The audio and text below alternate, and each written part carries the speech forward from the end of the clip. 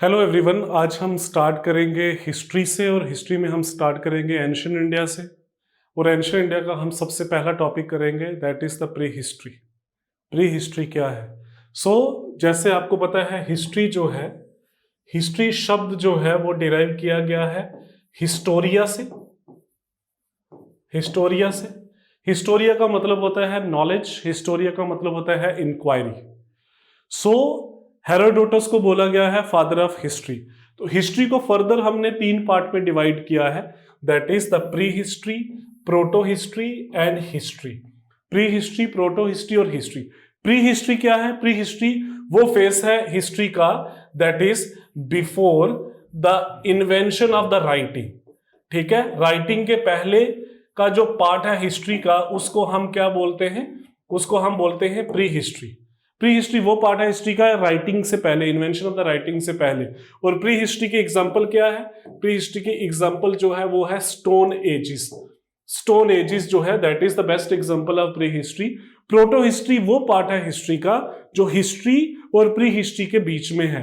Proto history वो portion है history का, यहां पे राइटिंग स्किल्स जो है वो आ गई हैं, बट जितने भी स्कॉलर्स हैं और जितने भी जो ऑथर हैं, हिस्टोरियंस हैं, उस राइटिंग स्किल को जो है डिकोड नहीं कर पाए हैं, और डिकोड नहीं कर पाए हैं और डेसिफर नहीं कर पाए हैं। उस पोर्शन को हम बोलते हैं प्रोटो हिस्ट्री। और प्रोटो हिस्ट्री की बेस्ट एग्जांपल क्या है? That is the Indus valley civilisation. Indus valley civilisation जो है, it is the example of proto history. और हिस्ट्री क्या है? हिस्ट्री में that is invention of writing, archaeological sources, literary sources, numismatic sources, oral sources and different kind of sources. तो history जो है that is the complete package. History में जो है आपके पास अगर कोई हिस्टोरिकल राइटिंग है तो उसको सपोर्ट करने के लिए कोई हिस्टोरिकल आर्ग्यूमेंट है, जो हिस्टोरिकल आपका इवेंट है, उसको सपोर्ट करने के लिए आपको जो है डिफरेंट टाइप ऑफ क्या है आपके पास जो है वो सोर्सेस है। अगर मैं बात करूं, सबसे पहले अगर मैं बात करूं प्री हिस्ट्री की, अगर मैं प्री हिस्ट्री की बात करूं तो प्री हिस्ट्री अगर मैं इंडियन कंटेक्स्ट से बात करूं तो इंडियन कंटेक्स्ट में there was a one man, उसका नाम था Robert Bruce Foote. Robert Bruce Foote जो है, he was considered to be the father of Indian prehistory. Father of Indian prehistory किसको माना जाता है? रॉबर्ट ब्रूस फूट को माना जाता है। He was a geologist and he was an archaeologist. भूविज्ञानिक भी थे और पुरातत्व विभाग में भी जो है वो एक्सपर्टाइज जो है वो रखते थे। इनको father of Indian pre history इसलिए बोला जाता है, he was the first person जिसने प्री हिस्टोरिक टूल जो है चेन्नई के पास और मद्रास के पास एक जगह है पलावरम, तो वहां पे जो है इन्होंने पहला जो है टूल जो है वो डिस्कवर किया था, प्री हिस्टोरिक टूल। ये कब की बात है? ये बात है 1863 की। 1863 में रॉबर्ट ब्रूस फूट ने क्या किया? पालावरमपुरम में जो है एक जो है प्री हिस्टोरिक टूल डिस्कवर किया। और इंडियन प्री हिस्ट्री में along with Robert Bruce Foote और कोई दूसरा आदमी है जिसकी हम कंट्रीब्यूशन एक्सेप्ट करते हैं, that was Mortimer Wheeler. So there are 2 person, यहां पे 2 लोग हैं, that is Robert Bruce Foote और मॉर्टिमर व्हीलर जो हैं। देयर आर 2 पर्सन जिन्होंने इंडियन प्री हिस्ट्री में कंट्रीब्यूट किया हुआ है, इंडियन प्री हिस्ट्री में कंट्रीब्यूट किया हुआ है। अगर मैं प्री हिस्ट्री की बात किया जाए इंडिया में, तो प्री हिस्ट्री की अगर मैं बात करूं तो इंडियन प्री हिस्ट्री में एग्जाम्पल जो है that is the stone ages की एग्जाम्पल है। ठीक है, प्री हिस्ट्री में एग्जांपल किसकी है?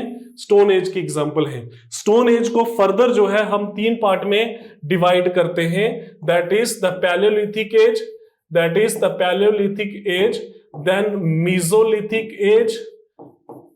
मीसोलिथिक एज और तीसरा आपका आ गया न्यूलिथिक एज।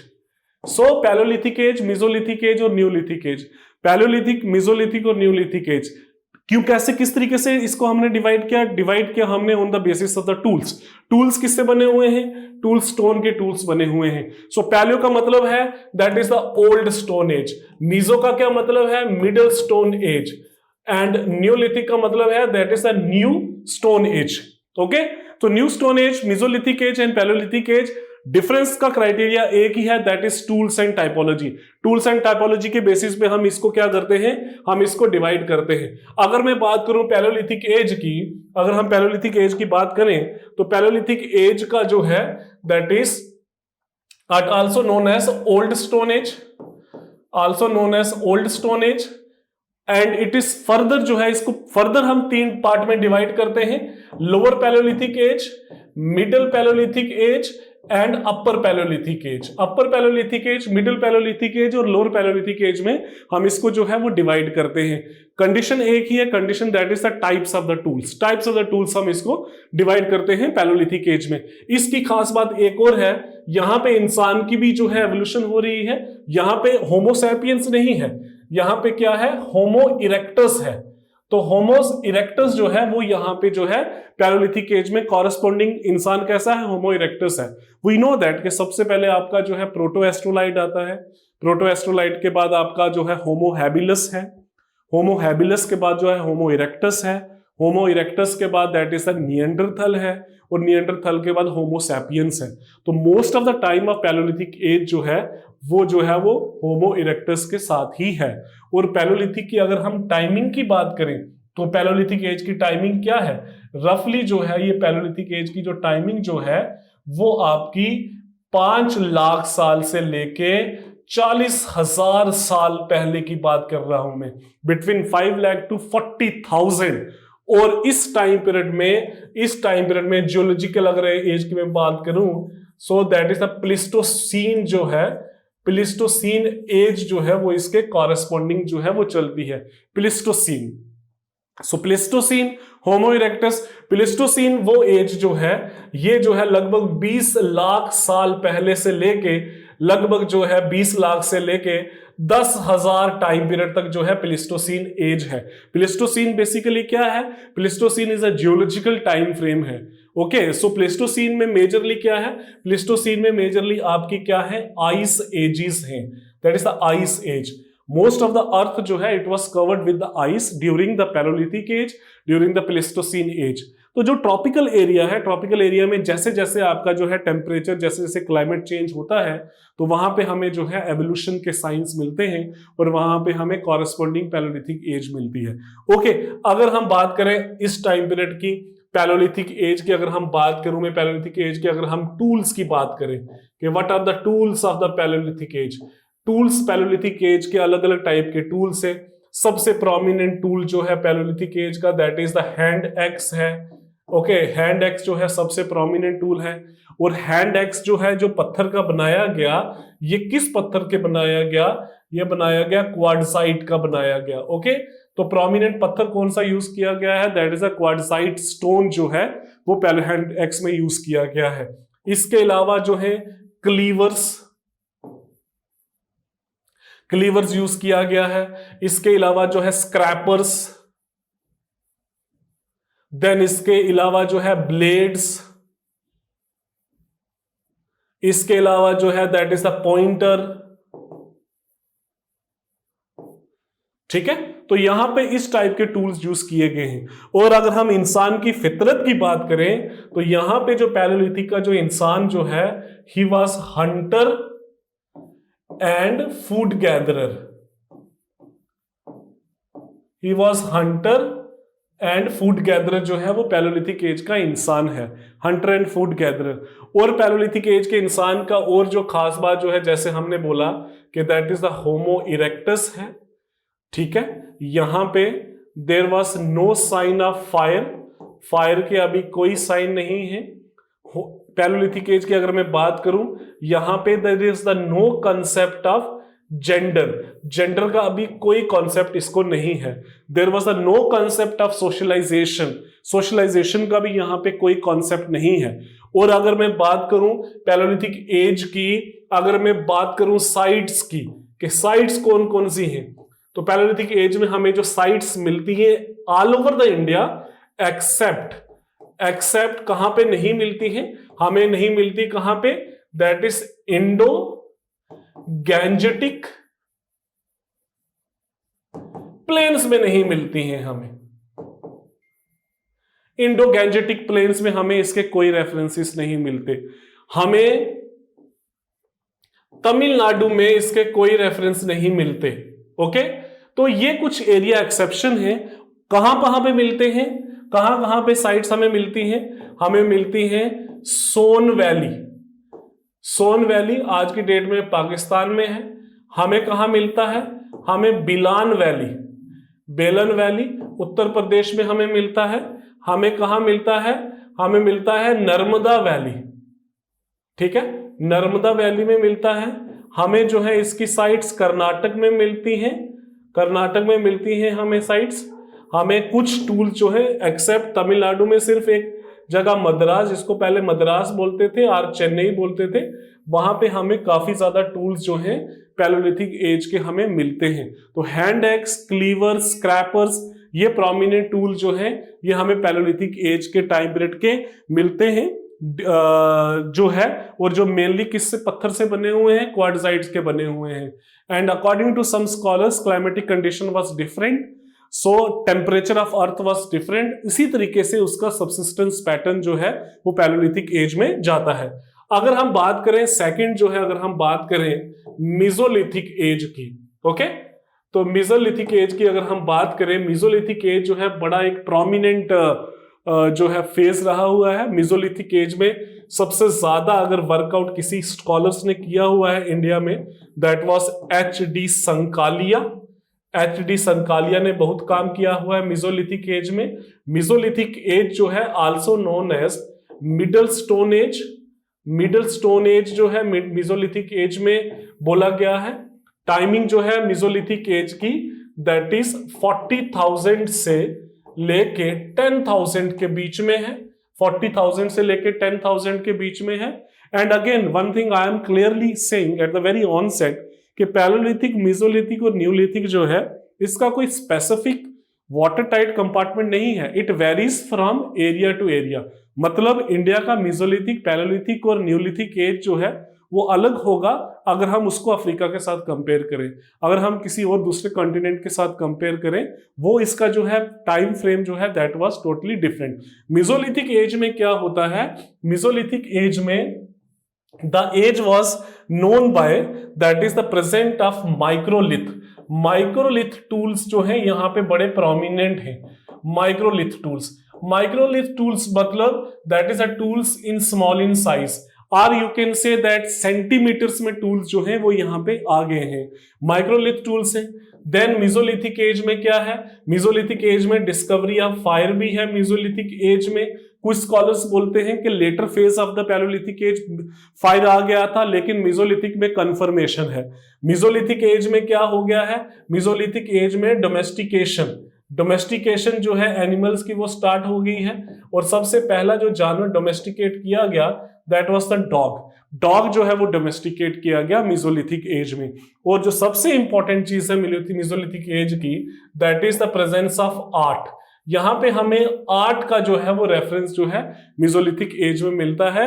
और आर्ट में जो सबसे प्रोमिनेंट साइट जो है जो मेसोलिथिक एज में हमें मिलती हैं that is the Adamgarh, and that is Adamgarh caves और भिमबिटका केव्स। भिमबिटका जो है यूनेस्को वर्ल्ड हेरिटेज साइट से में आते हैं। आदमगढ़ और भिमबिटका केव जो हैं ये मध्य प्रदेश में है। यहाँ पे हमें earliest specimen of human art मिलता है, पेंटिंग के रेफरेंसेस मिलते हैं। और इस पेंटिंग के रेफरेंसेस से हमें पता चलता है कि जो प्री हिस्टोरिक मैन है उसका लाइफ स्टैंडर्ड कैसा था, उसका सोशल कॉन्सेप्ट कैसा था, उसका सोशल आउटलुक कैसा था, उसकी लाइफस्टाइल किस तरीके से था।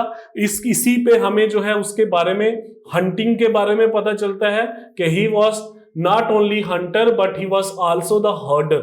ठीक है, तो जैसे पैलोलिथिक एज में ही was a Hunter and food gatherer, यहां पे वो हंटिंग भी करता है और हर्डर भी है। तो Mesolithic as was quite unique in different aspects. अलग अलग मेसोलिथिक एज के जो है अलग अलग सिग्निफिकेंस है। ये जो भिमबिटका केव पेंटिंग्स है इसमें हम अलग तरीके से एक क्लास उसका जो है वो फ्रेमवर्क करेंगे, लेकिन आपको सिर्फ पता होना चाहिए कि जो केव पेंटिंग्स है, सबसे पहले जो केव आर्ट है वो आपका मेसोलिथिक एज से ही आता है। ठीक है, इसमें अलग अलग थीम्स हैं, इसमें अलग अलग यूज किए गए हैं, कलर्स यूज किए गए हैं। अगर मैं इंपॉर्टेंट साइट्स की बात करूं कि मेसोलिथिक की साइट्स कौन कौन सी हैं, मेसोलिथिक के साइट्स, मेसोलिथिक के एरिया जो है कहां कहां से हमें रेफरेंस मिलता है। मेसोलिथिक जो है से सपोज बगोर राजस्थान से हमें मेसोलिथिक का रेफरेंस मिलता है। देन दैट इज लंगनाज जो साइट जो है दैट इज गुजरात, वहां से हमें मिलता है। that is again Bagor Langanaj, then Potwar Plateau, that is Pothwar प्लेटू। जो पोठवार प्लेटू है it covers the north west part of India, तो वहां पे हमें इसके रेफरेंसेस मिलते हैं। देन आदमगढ़ केव्स, आदमगढ़ केव से हमें वहां से रेफरेंसेस मिलते हैं। देन आपका से सपोज बिम्बिटका केव्स, बिम्बिटका केव से भी हमें मिजोलिथिक एज के रेफरेंसेस मिलते हैं। तो मिजोलिथिक एज में जो है इंसान जो है होमो इरेक्टस से होता होता आपका निएंडरथल से होता होता होमो सैपियंस जो है उस शेप में जो है मिजोलिथिक इंसान जो है वो आ गया था मिजोलिथिक एज में। That was the middle stone as. और लास्ट की अगर हम बात करें दैट इज, तो सबसे इंपॉर्टेंट पार्ट जो है प्री हिस्ट्री का, that is the neolithic as. Okay, that is the neolithic age. Neolithic age जो है इसका टाइम पीरियड अगेन 10,000 से लेके 1000 के बीच में है न्यूलिथिक। तो न्यूलिथिक एज को न्यूलिथिक रेवोल्यूशन भी बोलते हैं, न्यूलिथिक रेवोल्यूशन भी बोलते हैं। The neolithic age is also known as neolithic revolution. Neolithic revolution इसको किसने बोला, कौन से स्कॉलर्स ने बोला? That was the term was given by Gordon Childe. तो गोल्डन चाइल्ड ने ये जो है ये इसका नामकरण किया, that is the neolithic revolution. Why it is called neolithic revolution? Because सबसे पहले यहां पे जो है एग्रीकल्चर आया, डोमेस्टिकेशन ऑफ एनिमल जो है वो लार्ज स्केल पे चला गया, डिस्कवरी ऑफ व्हील हुआ, जेंडर सेंसिटाइजेशन हो गया, सोशलाइजेशन हो गया, रिलीजियस का कॉन्सेप्ट आ गया, रिलीजियस अवेयरनेस आई, इंसान को यह पता चल गया कि भाई सोच विचार करना स्टार्ट हो गया लाइफ आफ्टर डेथ का, लाइफ बिफोर बर्थ का। ठीक है, तो ये सारी उसकी अवेयरनेस जो है ये न्यूलिथिक एज में आई। तो न्यूलिथिक एज का जो सबसे बड़ी चीज जो है जिसको आप बोल सकते हो that is the agriculture. Agriculture हो गया। नाउ द इंसान जो है he was no more dependent upon the nature, nature पे डिपेंड नहीं है, हंटिंग पे डिपेंड नहीं है। Although hunting was an important part, but at the same time agriculture की जो है वो डिस्कवरी जो है वो यहां पे होती है। और इंसान की, जब से इंसान इस दुनिया में आया हुआ है, जो सबसे बड़ी ह्यूमन रेवोल्यूशन जिस चीज के साथ हुई है वो है एग्रीकल्चर के साथ। अगर हम इसके फीचर्स की बात करें, न्यूलिथिक एज के रेवोल्यूशन के फीचर, तो सबसे पहले agriculture, agriculture was the important. दूसरा डोमेस्टिकेशन, डोमेस्टिकेशन ऑफ जो एनिमल जो है वो यहां पे आ गया। तो डोमेस्टिकेशन ऑफ द एनिमल्स में उसको पता चल गया कि कौन से जानवर वाइल्ड एनिमल्स हैं, कौन से दूसरे जानवर हैं, कौन से प्रोटेक्शन के लिए है, कौन से खाने पीने के लिए है, कहां कहां पे यूज होगा, वो इस लार्जर स्केल पे आ गया। देन हमें जो है यहां पे इसका जो है पिट ड्वेलिंग का कॉन्सेप्ट भी आ गया। ठीक है, वो पहले गुफाओं शुफाओं में रहता था, अब ये इसने खुद अपने घर बनाने स्टार्ट कर दिए। यहां पे डिस्कवरी ऑफ व्हील की डिस्कवरी होगी, न्यूलिथिक एज में डिस्कवरी ऑफ व्हील हो गया। लेकिन एक चीज याद रखना कि जितनी भी दूसरी कंटेम्परेरी सिविलाइजेशन से, वहां पे जो व्हील जो है वो स्पोक व्हील है, यहां पे that was not a spoke wheel. तो व्हील की डिस्कवरी होती है यहां पे जो है वो he was more aware about the gender conscious हो गया, यहां पे जो है वो रिलीजियस अवेयरनेस उसमें आ गई। तो ये सारे फीचर जो है वो न्यूलिथिक एज में है। अगर न्यूलिथिक एज की अगर हम बात करें तो न्यूलिथिक एज के जो है जिसको आप बोल सकते हो न्यूलिथिक एज में आपके इसके फीचर्स कौन कौन से एरिया में जो है न्यूलिथिक रेवोल्यूशन के हमें जो है वो फीचर्स मिलते हैं। अगर हम ये रफ मैप बना लें इसका, अगर इसके रफ मैप के हिसाब से चला जाए तो सबसे पहले न्यूलिथिक एज के जो सबसे इंपॉर्टेंट साइट जो हैं न्यूलिथिक एज के जो है वो जम्मू कश्मीर में हमें दो साइट्स मिलती हैं, that is Burzahom and Gufkral. Burzahom जो है और गुफकराल जो है ये दो इंपॉर्टेंट साइट है न्यूलिथिक एज की। ठीक है, ये गुफकराल का मैं स्पेलिंग थोड़ा सा फिर से लिखूंगा, गुफकराल का spelling GUFKARAL, Gufkral. So Burzahom and Gufkral are two important site in Jammu and Kashmir. इस एरिया में बड़ी सारी जगह है, जैसे मध्य बिहार में that is Chirand again a very very important site Chirand. Then there is another important site in Bihar that is Chechar that is in Bihar area. Then again in Uttar Pradesh की अगर मैं बात करूं तो उत्तर प्रदेश में दो इंपॉर्टेंट साइट है, दैट इज चौपानी